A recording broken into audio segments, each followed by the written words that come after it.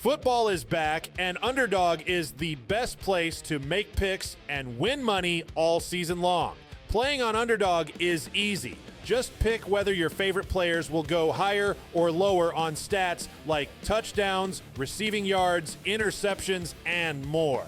Get your picks right and you can win up to 5,000 times your cash. You can play with as little as $1. Download the app today and sign up with promo code OOO to score $50 in bonus funds when you play your first $5. That's promo code TRIPLEO. Millions of fans have already won billions making picks on Underdog. Will you be next? Underdog. Make picks. Win money.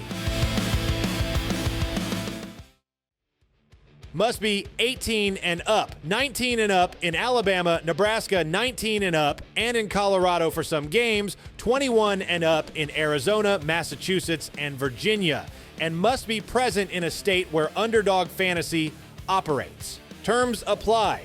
Offer not valid in Maryland, Michigan, Ohio, and Pennsylvania. Concerned with your play? Call 1-800-GAMBLER or visit ncpgambling.org. In New York, call the 24/7 Hope line at 1-8778-HOPE-NY or text HOPE-NY. That's 467-369. See assets.underdogfantasy.com/web/play and get terms _DFS_.html for details. Welcome into Paul Catalina's Top 5. I am Paul Catalina, and we're brought to you by Flag Anthem. Go to flagandanthem.com. Use our promo code 365sports for a discount at checkout. We're going to talk QB battles this weekend. Suggested to me by our intrepid producer, Garrett Ross.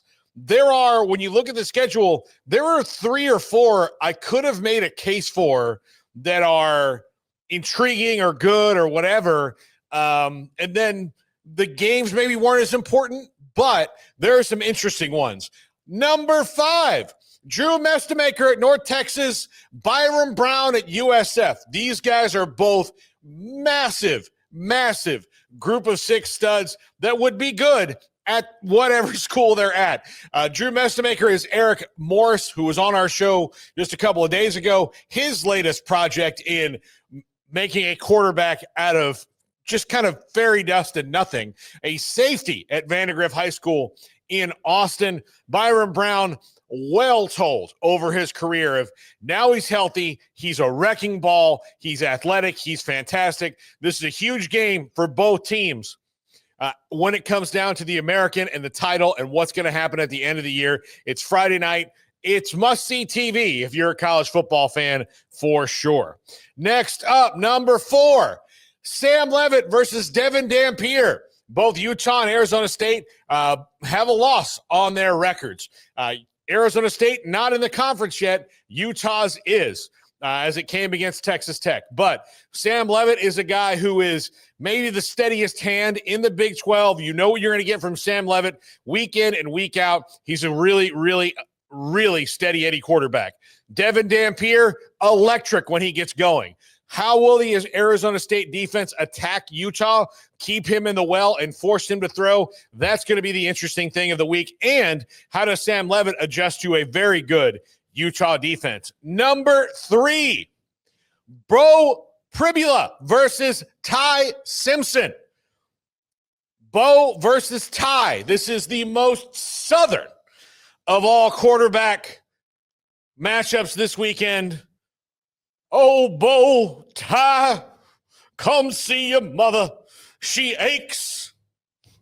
She aches. I mean, can't you see that? Am I not wrong? I definitely feel it, yeah. Yeah. Or it's like a rodeo, like yeehaw, Bo and Ty.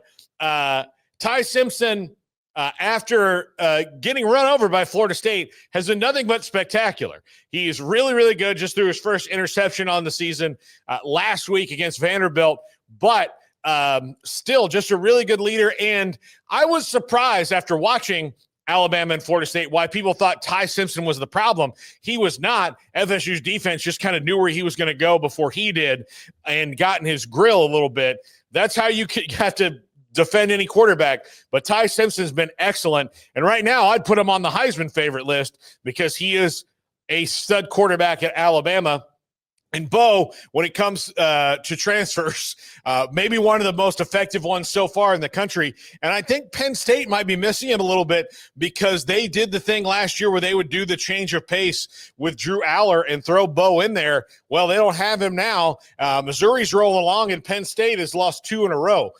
That's all I've got to say about that one. Number 2, this one a bit of a stretch, given the fact that Barron Morton's offense will probably really hurt Jalen Daniels' defense.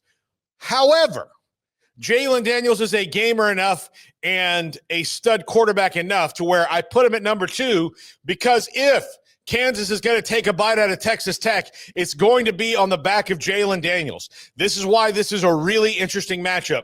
Jalen Daniels is going to have to do a lot of things against one of the best defenses, if not the best defense statistically in the country right now in Texas Tech. So that's why this intrigues me. And look, Barron Morton has just been getting better each and every week. Sliced up Houston last week. He is really in his bag right now. And this one is very interesting. Tech's probably going to win this game, but if Kansas does anything, it's going to be because Jalen Daniels is locked in, and we've seen him be able to do that in the past. So if he does, don't be all that surprised. Number 1, Fernando Mendoza versus Dante Moore. Here are your top 2 Heisman quarterbacks right now. Mendoza's been absolutely electric this year for Indiana. He is a better player than Curtis Rourke. Now, Curtis Rourke really fit that system well for Curt Cignetti, and they got the most out of him. Now they got a better athlete in there running that system, and Indiana's been awesome. Dante Moore is a lesson in how you use the transfer portal. You don't always go just to get a starting job. You go because you're Dante Moore. You are a 5-star quarterback. You were not getting 5-star coaching at UCLA, and you went to a place where you were going to get 5-star coaching at Oregon. He sat behind Dylan Gabriel, a now NFL starting quarterback, for a year. He learned, and he has been nothing short of fantastic all year long, so much so that I saw a mock draft today that had him going number 1 overall. Now, we still have 6+ months to go before then, but both these guys are picture-perfect examples of how you use the portal. Look, Cal is always in kind of flux. Justin Wilcox was a really good coach, but they don't really know from the leadership standpoint of the university what kind of athletic school they want to be. So he took an opportunity to go to a place with Curt Cignetti that is fully behind football right now and rolling along in Indiana. Dante Moore did what I just told you about. He looked at his future and said, it's really not here at UCLA. I'm going to go sit at Oregon, and I'm going to make myself a better quarterback. And if you are a guy like Dante Moore, don't just go where they're going to kiss your ass the most. Go that's going to make you the best player and the best version of yourself. Dante Moore's done that for Dan Lanning at Oregon, and everybody else in the country is really upset that he did it. I'm sure they wish he had stayed at UCLA and taken all the lumps. But now we have this great quarterback matchup this weekend, a top 10 matchup. Oregon, should they win, will probably be number 1 in the country.